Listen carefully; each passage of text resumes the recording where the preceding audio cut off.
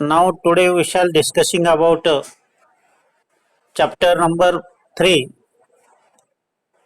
motion in a plane, on textbook page number 30. Here some recall question given. What is meant by motion? Motion म्हणजे काय? Motion, in case there are three types. Translation motion, त्यालाच आपण linear motion म्हणतो, म्हणजेच straight line motion, म्हणजे straight path असतो, कुठेही वक्र नसतो, सरळ जायचं. तो जो मोशन असेल, लिनियर असेल, ट्रान्सलेशन असेल, हा एक मोशन झाला. 2 नंबर सर्क्युलर मोशन असेल. सर्क्युलर मोशन म्हणजे गोल फिरणाऱ्या वस्तू. फॅन गोल फिरत आहे, सर्क्युलर मोशन. पृथ्वी सूर्याभोवती फिरते, it is the circular motion. चंद्र पृथ्वीच्या भोवती फिरतोय, it is the circular motion. आणि हे जगच चक्र आहे, गोलाकार आहे, म्हणजे हे सर्क्युलर मोशन आहेच. अशोक चक्र वगैरे, त्याच्यानेच आपली मोशन वाढली, गती वाढलेली आहे. आणि तिसरा मोशन कोणता आहे? ऑसोलेटरी. ऑसोलेटरी मोशन, फॉर एक्झाम्पल आपला झोपाळा, सिंपल पेंडुलम, त्यालाच आपण व्हायब्रेटरी मोशन असेही म्हणतो. त्यामध्ये बरेच एक्झाम्पल देता येतील. Best example, the vibration of the needle of the sewing machine, म्हणजे शिवण कापड शिवण्याचं जे यंत्र आहे त्याची जी सुई अप अँड डाऊन होत असते ते व्हायब्रेटरी मोशन आहे. बरेच यंत्राचे काही पार्ट जागीच पुढं मागं टू प्रो असं होत असतात, पुढं मागं. त्याला व्हायब्रेटरी किंवा ऑसिलेटरी मोशन असंही म्हणतात. त्यानंतर असंही क्वेश्चन विचारले, it is the rectangular motion. Rectangular motion मध्ये बरेचसे प्रकार दाखवले जातात. ट्रान्सलेशन मोशन मध्ये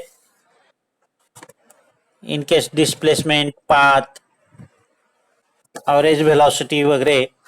आणि हा आर्टिकल आपल्याला मोशन, हा रेक्टेंग्युलर मोशन 3.2 होता, पण तो वगळलेला आहे. आणि तो खूप मोठा आर्टिकल होता आणि तोच वगळलेला इथे. आणि इनिशियल होता, म्हणजे डिस्प्लेसमेंट काय म्हणायचं, पाथ कुणाला म्हणायचं, डिस्टन्स कुणाला म्हणायचं, मग व्हेलॉसिटी कोणती असते, स्पीड काय असतं, मग नंतर ॲक्सिलरेशन कसं तयार होतं, अशा गोष्टी बऱ्याचशा तिथे होत्या. मग uniform velocity, non uniform velocity, uniform acceleration, non uniform acceleration, अशा बऱ्याचशा काही गोष्टी होत्या. रिलेटिव्ह मोशन वगैरे वगैरे होत्या.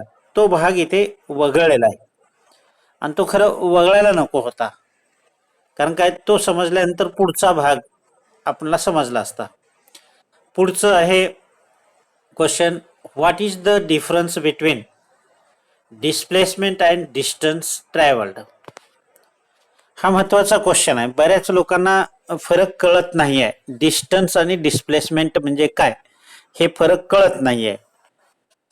तर आणखीन एक क्वेश्चन मी असं सांगेन त्यामध्ये, असाच question, what is the difference between velocity and speed.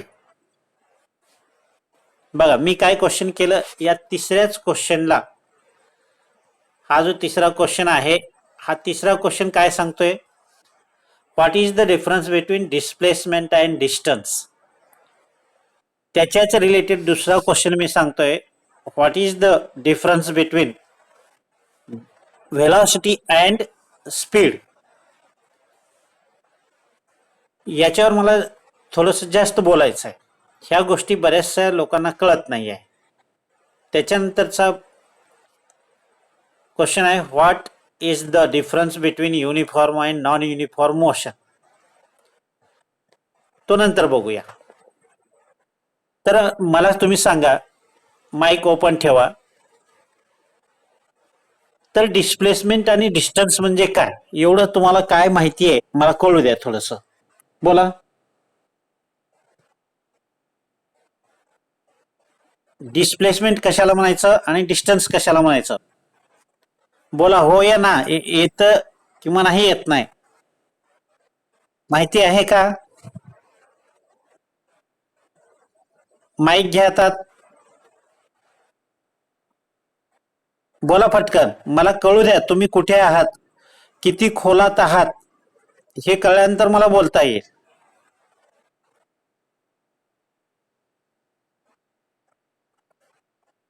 Dhanashree, कोणी नाही का आज? बोलणारे कोणी दिसत नाहीत. बरं असो. आता समजा मी तुम्हाला उदाहरण देतोय. इथे समजा हे तळा आहे आणि हे इंदापूर आहे. स्ट्रेट लाईन आहे असं समजा. तळा इंदापूर किती अंतर आहे हो? किती? 15. मी काय सांगितलं, हे स्ट्रेट लाईन आहे असं समजा म्हणलं. तर स्ट्रेट लाईन जर असेल तर हे जे डिस्टन्स आहे किंवा डिस्प्लेसमेंट आहे, हे दोघेही सारखे असतात. आणि जर का समजा माणगावला गेलं, इकडे माणगाव, मग माणगाव किती आहे, हे 15 असेल तर हे एक 12 काहीतरी आहे समजा. म्हणजे टोटल डिस्टन्स किती झालं? 27 हे डिस्टन्स झालं. मग डिस्प्लेसमेंट कसं मोजायचं? डिस्प्लेसमेंट किती? डिस्प्लेसमेंट तळा ते Mangaon, air distance. Air distance initial तळा, फायनल माणगाव, हे डिस्टन्स किती असू शकेल? 27 पेक्षा मोठा का लहान असेल? लहान असेल. म्हणजे समजा हे 20 किलोमीटर असेल समजा. मग मला सांगा, हे याला डिस्प्लेसमेंट म्हणायचं आणि ह्याला डिस्टन्स म्हणायचं. इथे consider x is distance and S is displacement असं आपण म्हणूया. म्हणजे ज्या वेळेस स्ट्रेट लाईन असतं त्यावेळेस दोघही सारखे असतात. डिस्प्लेसमेंट आणि डिस्टन्स सारखे असतात. मात्र थोडंही वक्र झाल्यानंतर डिस्टन्स हा पाथ डिस्टन्स असतो. पाथ जसं आपण गेलेलो आहोत तसं इंच पट्टी लावून मोजलेला असतो, त्याला डिस्टन्स म्हणतात. आणि डिस्प्लेसमेंट कोणाला म्हणायचं?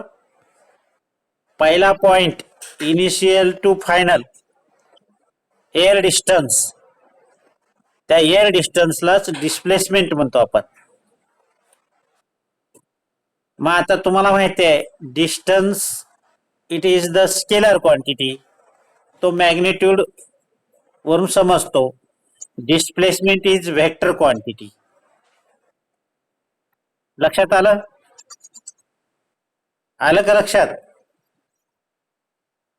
आता समजा तळ्यातून निघालेला इंदापूरला पोहोचलेला आहे हे 15 किलोमीटर, तिथून माणगावला गेलेला आहे 12 किलोमीटर, आणि माणगाववरून दुसऱ्या मार्गे तळ्यामध्ये पोहोचलेला आहे हे 20 किलोमीटर. तर मला एक्स किती आणि एस किती हे सांगा. माणगाव पर्यंत 27 झालं होतं एक्स, आणि परत तळ्याला ह्या मार्गी आलेला आहे मधल्या, तर किती झाले हे? म्हणजे म्हणजे या तिघांची बेरीज केली मी. हा काय झाला? डिस्टन्स. मग मला आता डिस्प्लेसमेंट किती होईल ते सांगा बरं.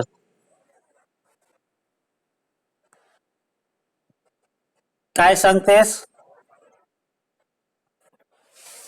डिस्प्लेसमेंट मी काय सांगितलं बघ. आपण काय केलं?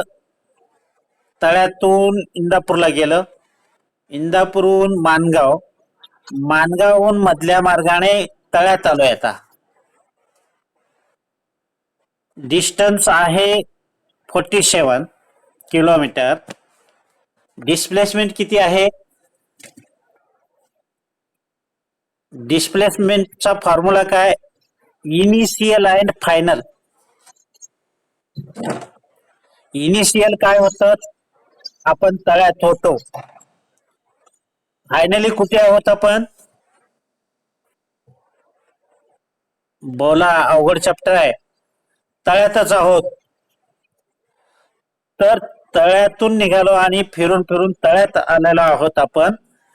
तर आपलं डिस्प्लेसमेंट किती? इनिशियल अँड फायनल किती अंतर आहे?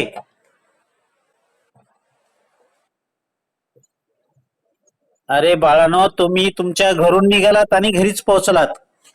मोजा नाही इंचपट्टी लावून कुठून निघाला होतात आणि कुठे आहेत आता. किती? झिरो. बघा किती वेळ लागलेला आहे एवढा कन्सेप्ट. तुमचं डिस्प्लेसमेंट झिरो झालेलं आहे आणि डिस्टन्स 47 झालेला आहे. कळ? हा, बोलत चला. हा चॅप्टर अवघड आहे. मग आता वर्क डन किती झाला तुमचा? वर्क वर्क बरोबर फॉर्म्युला काय? Very good. मेजरमेंट चॅप्टर आपण पहिला घेतलेला आहे. फॉर्म्युले बरेच आहेत. डिस्प्लेसमेंट, हा, फोर्स इंटू डिस्प्लेसमेंट. मग आता इथे डिस्प्लेसमेंट काय? झिरो आहे. मग काय उत्तर मिळेल आपल्याला? Work done. Zero work done झालं आपलं. तुम्ही कुठेही फिरून जर परत त्या मूळ स्थितीला आलात, डिस्टन्स तुमचं भरपूर झालेलं आहे पण डिस्प्लेसमेंट झिरो झालेलं आहे. म्हणजे फिजिक्स फिजिक्स काय सांगतं? वर्क डन झालेलं नाही सांगतं. तुम्ही काय म्हणता? मी इतकं फिरून आलोय, इतकं काम करून आलोय, पण कुठे आलात? परत त्याच ठिकाणी. म्हणून तुमचं वर्क डन झिरो. फिजिक्सची व्याख्या कळाली? फिजिक्सचं ग्रामर कळालं? हा, वर्क डन हे झिरो होतं. कधी झिरो होतं? इनिशियल अँड फायनल स्टेट जर तीच जर झाली तर ती झिरो डिस्प्लेसमेंट. मग आता एखादी वस्तू गोल फिरते, गोल फिरून तिथेच येते, परत परत परत परत ज्या ठिकाणी येते त्या ठिकाणी वर्क डन इज झिरो. हे फिजिक्स सांगतं. कळलं? हे लक्षात ठेवा. हे लक्षात ठेवा. हा, आता मला सांगा व्हेलॉसिटी आणि आपला काय स्पीड. आता स्पीडला मी इथे एस घेतो आणि व्हेलॉसिटीला व्ही घेतो. याचे फॉर्म्युले सांगा मला.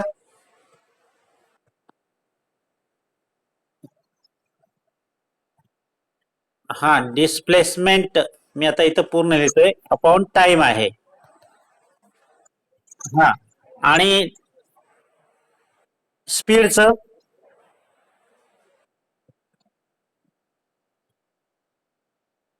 हा, म्हणजे डिस्टन्स बाय टाइम आहे.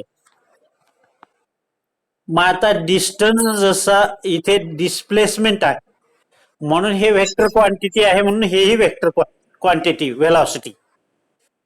आणि डिस्टन्स स्केलर क्वांटिटी म्हणून स्पीड देखील स्केलर क्वांटिटी आहे. आता मला सांगा इथे जसं डिस्प्लेसमेंटचं आणि डिस्टन्सचं रिलेशन होतं तशाच पद्धतीने इथे व्हेलॉसिटी आणि स्पीडचं रिलेशन आहे. समजा तळा टू इंदापूर तुमचं व्हेलॉसिटी काय असेल समजा 20 किलोमीटर असं असेल समजा. तळा ते इंदापूर